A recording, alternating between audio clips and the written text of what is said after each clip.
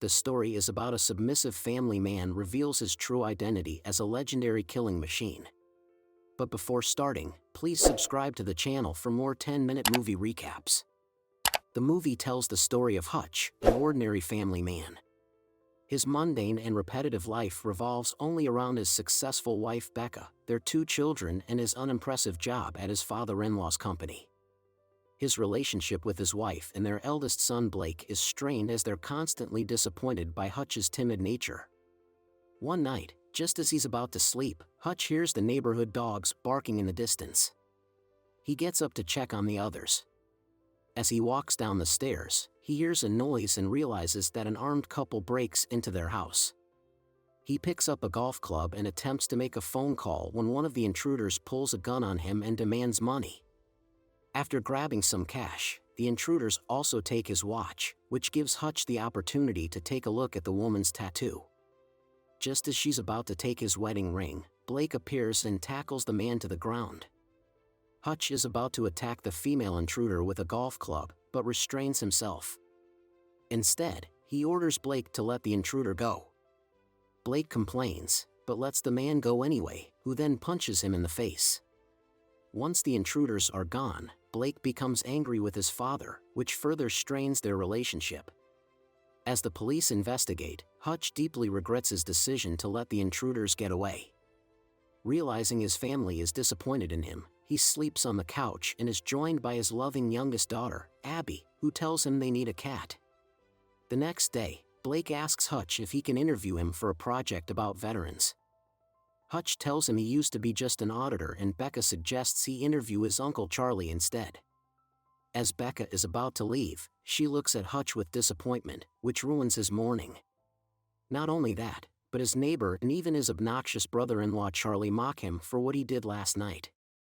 Charlie even gives him a gun and tells him to use it to protect his family.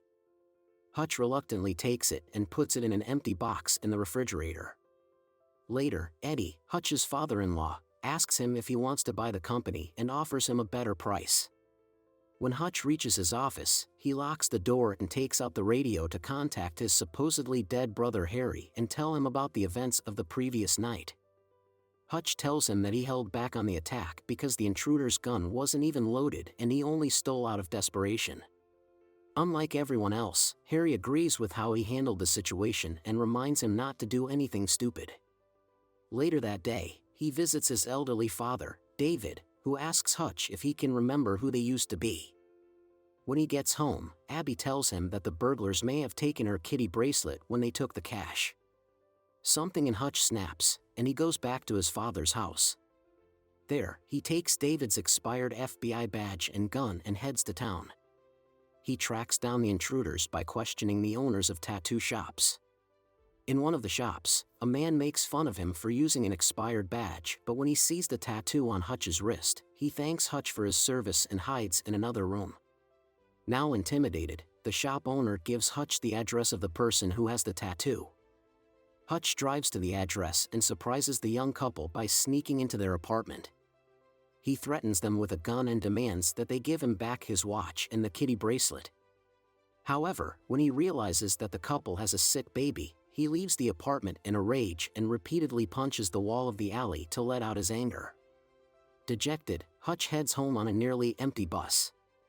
Behind, a car quickly approaches and stops the bus. A drunken Russian gang gets out of the car and approaches the bus door. Since they're actually passengers, the driver has no choice but to open the door. The gang gets in and intimidates the other passengers. When they begin to surround a young girl who is sitting alone, Hutch finally gets up and walks past them, telling the driver to leave. When the gang's attention is finally on him, Hutch discharges his gun and threatens them. The gang laughs at his words, whereupon Hutch finally lets out all his pent-up rage by beating them to death. As the young woman flees, Hutch continues to beat them, fatally injuring the windpipe of one of the gang members. Hutch calmly performs emergency surgery on him to save his life and leaves after apologizing to the bus driver for the chaos. He makes his way home, beat up and injured. When he sees his wife, he realizes that he needs to restore his relationship with his family. In the next scene, we see Ilya, a Russian crime lord, partying in a nightclub. After enjoying the party, he meets with other Russian mobsters to discuss his money laundering business, the Obshak Company. Also present is his right-hand man, Pavel. While some mobsters are confident in him, others are reluctant to trust him with their money because they think he's not tough enough to handle their businesses. To prove them wrong, he grabs one of his business partners and slits his throat in front of everyone. In doing so, he not only proved his credibility but also sent them the message to never doubt him again. Immediately afterward, Yulian receives a phone call informing him that Teddy, his younger brother, is in a coma after being beaten to death. It turns out that Teddy is one of the gang members that Hutch had beaten up on the bus. When asked for the identity of the man who beat them up, one of the gang members takes out Hutch's Metro card and gives it to Yulian. Meanwhile, Hutch enjoys the morning with his family. Later, Harry calls him and warns him that one of the gang members he beat up is Yulian's brother. He also advises him to meet with a man named the Barber for more information. After his work, Hutch meets with the Barber and learns about Yulian's cruel and sociopathic nature and money laundering business there. At the same time, Yulian orders one of his employees to find out everything she can about Hutch. After blackmailing someone from the Pentagon, the employee retrieves information about Hutch containing his horrible deeds from his past. Out of fear, she quits on the spot while Yulian orders Pavel and his men to capture Hutch alive. Upon seeing the armed Pavel and Russian gang members heading to his house, he locks his family in the basement to keep them safe. Before leaving them, he asks Becca not to call the police and to stay quiet. When Yulian's men storm into his house, Hutch attacks and manages to incapacitate most of them. However, Pavel chases him from behind, which knocks him down. Pavel takes him away and puts him in the trunk of their car. While on the road, Hutch regains consciousness and frees himself. He uses a fire extinguisher to blind the driver, causing a car accident that leaves everyone dead on the spot. Hutch rushes back to his house and gets his family out of the basement.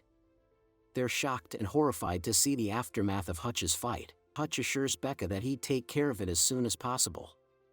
After sending his family away for their safety, Hutch secures all of his belongings, including the gold he received for his work in the past. There, he reveals his past to the dying men of Yulian. It turns out that he used to be a government assassin. After leaving one of his targets alive, Hutch finds him a year later, living a happy life with his family. Hutch becomes jealous and retreats to start his own family. He then sets the house on fire to destroy all evidence. It turns out that Yulian also sent his men to kill David, but David easily defeated them all. Hutch then goes to Eddie to buy his company with the gold.